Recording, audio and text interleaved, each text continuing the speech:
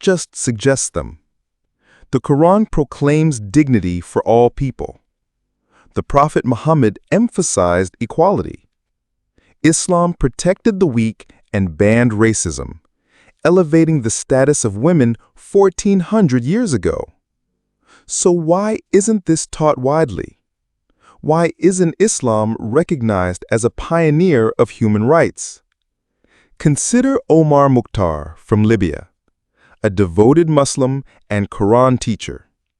When Italy invaded, he rose against tyranny. For 20 years, he led resistance with dignity, refusing to harm prisoners, embodying ethics.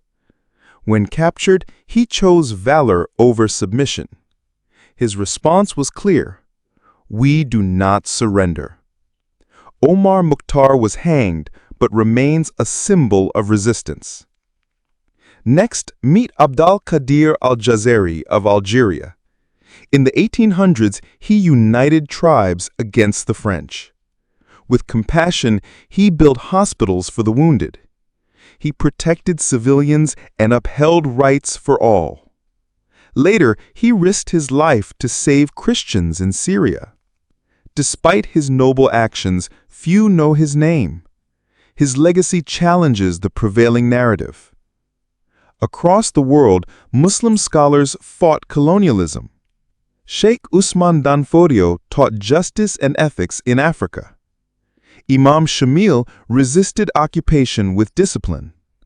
Bacha Khan led a non-violent movement in India, but his name is missing from history books. Muslim women's voices also rejected silence. Nana Asma'u educated women using poetry. Jamila Buhired fought for independence despite torture. Fatima al-Fili founded the first university in 859 CE. These remarkable women were empowered by Islam. They led movements well before Western feminism took shape. The truth remains undeniable. Muslim heroes fought for rights due to their faith. They were inspired by the Quran and the Prophet, peace be upon him. Their legacies have often been overshadowed. Why are their names not celebrated? The world needs to know this truth. What else have they hidden from us? What might change when everyone learns this history?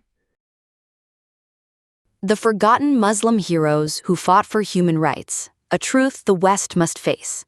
Imagine a world where history is rewritten, a world where heroes go unnoticed. Why don't we hear these untold stories? Why are courageous Muslim names missing in the dialogue about freedom and rights? They don't fit the narrative of a compliant, westernized world. A strong Muslim figure challenges the constructed perception. This distortion reduces Muslims to mere caricatures, something the world can't ignore. Consider Omar Mukhtar, Abdel Qadir, and Nana Asma'u. Their contributions are overshadowed intentionally. This amnesia isn't accidental, it's strategically crafted. Let's examine the modern concept of human rights. Unfortunately, it emerged from a legacy of colonialism and oppression. The U.S. spoke of liberty while entangled in slavery. France proclaimed equality while massacring innocents. Britain celebrated civilization while looting resources. Yet, around the globe, Muslims fought fiercely for justice, without needing validation from the West. But who receives recognition for these monumental struggles? The West claims to guide human rights, but merely follows the ethical paths laid by Islam. Over 1400 years ago, Prophet Muhammad, peace be upon him, established human rights principles. From his farewell sermon, he emphasized sacredness of life, property, and honor. His message championed racial equality. No Arab is better than a non-Arab except by piety, he stated. He uplifted women, orphans, and the poor. Unlike today's politicians, he embodied these values daily. He showed compassion, respect, and forgiveness, core tenets of true leadership. Throughout modern history, Muslim heroes have exemplified this legacy. Malcolm X emerged as a powerful voice advocating for Black liberation in America. His journey to Mecca revealed a world of genuine brotherhood across cultures. Imam Khomeini challenged a Western-supported dictator, uniting a nation against oppression. His revolution marked a transformative moment that instilled fear in the West, not for violence, but for unity in Islam. Muhammad Ali, the champion boxer, famously refused to participate in Vietnam. He stood for truth over social pressure, losing everything for his principles as a Muslim. So what does the West truly fear? Not terrorism or law.